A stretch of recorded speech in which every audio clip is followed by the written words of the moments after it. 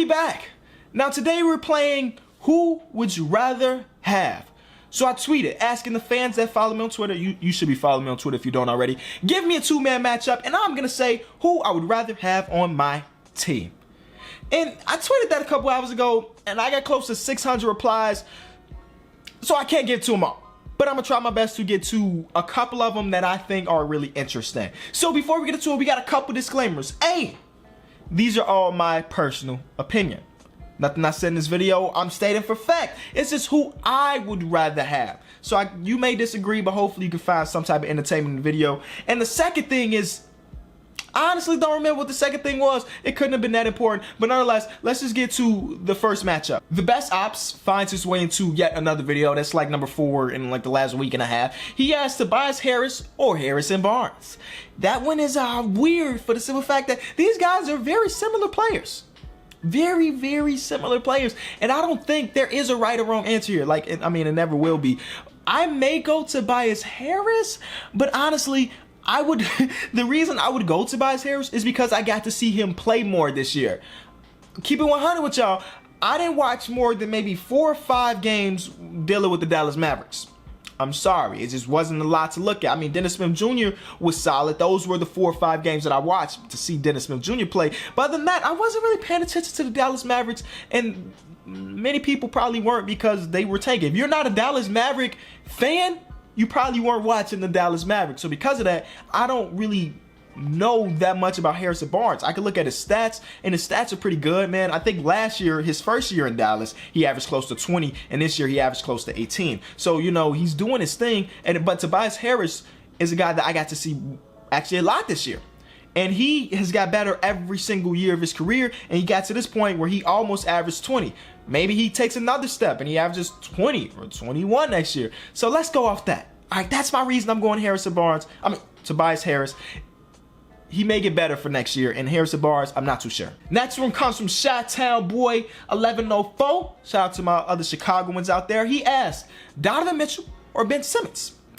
I'm gonna go with the Australian Ben Simmons because I believe that Ben Simmons is a better basketball player as of right now, and Donovan Mitchell hasn't been in some areas of the game. Like, when it comes to scoring, Donovan Mitchell's up here, Ben Simmons like right here. There's a big difference between the points Donovan Mitchell can put up versus the points that Ben Simmons can put up. But if you go into passing, defense, rebounding, just all the other aspects of basketball, I think Ben Simmons hasn't beat. And that's what I'm going to base it off of. Even, I mean, having that guy of that size being your guard, your point guard, it usually, to some extent, it's going to be successful, whether it be Magic. I know LeBron is not like a point guard, but he is a primary ball handler there. Just being that size and having the playmaking ability he has been pretty cool. Like, even Sean Livingston to some extent.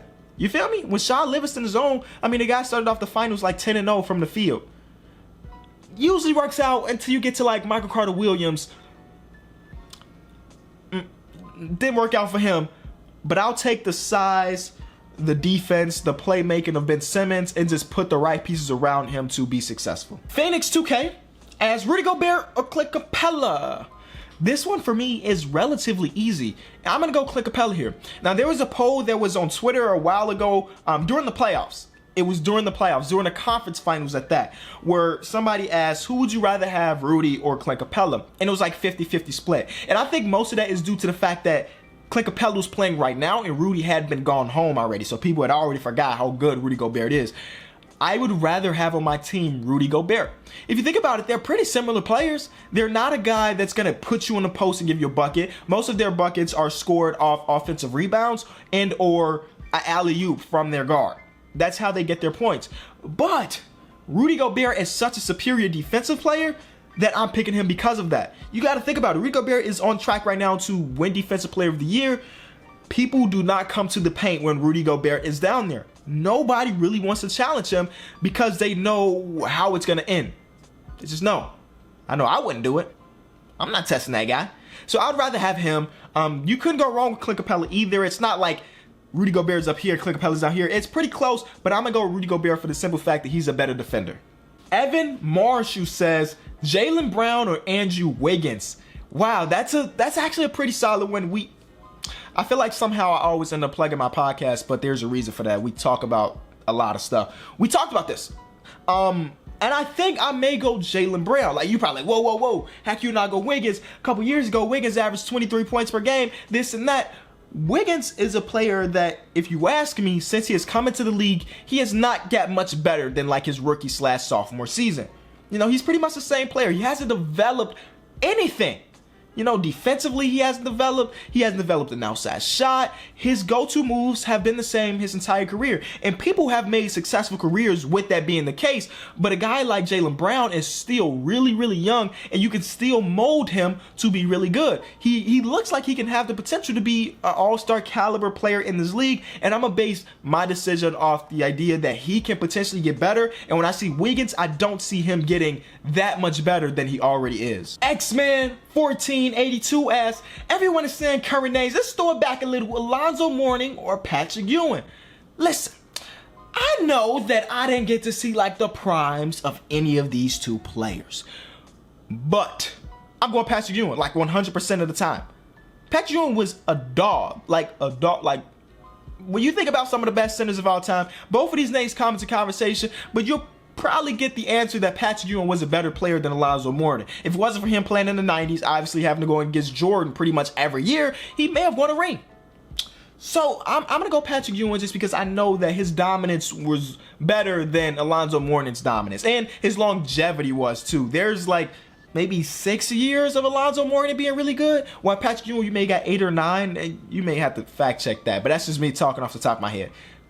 Makes sense to me though. Saints fan 091 asks, Anthony Davis or Giannis?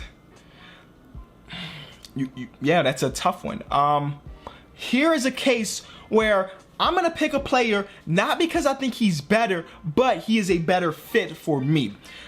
Again, I would rather go Giannis. I would rather have Giannis on my team because the way the NBA works is that usually the teams that win are teams that are dominated by ball handling guys. Giannis could be my ball handler. Anthony Davis is a big man.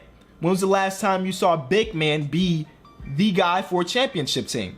Probably Dirk, right? Dirk when he beat Miami Heat the first time, you know? So that would be the last time a big man led his team to a championship. Other times, you got guards or you got ball-handling forwards. So I'm going to go with the ball-handling forward over Anthony Davis, but at the end of the day, who's the better player? That's a different conversation than who I would rather have. No one loves Miggy as Victor Oladipo or Paul George. These guys have very, very similar NBA seasons. If you just look at the stats, you look at their defensive efficiencies and things like that, these guys have very similar NBA seasons. I would rather have on my team Paul George. You know, we just had 1 year of Victor Oladipo being great. I have a feeling he will have more seasons like that, but I know 100% sure Paul George can guarantee me 20 plus points per game for a couple more years. With Victor Oladipo, I got to see a bigger sample size. 82 games is a great sample size, including playoffs. It's a great sample size, but I need a little bit more. We have seen players in this league who average pretty good numbers 1 year, and then just next year they're completely off the face of the planet. I don't think that's going to happen to Victor Oladipo, but it could. But I know that Paul George is going to come with 20 plus points per game and amazing defense too, 100%. So I'm going to go with PG-13. And we're going to end it off there. There were 600 replies. I did my best to get some of the more interesting ones. I'll keep it interesting. Thank y'all so much for watching this video. If you enjoyed it, be sure to leave it a like. I would love to hear your different matchups in the comment section below. Thank y'all. Peace.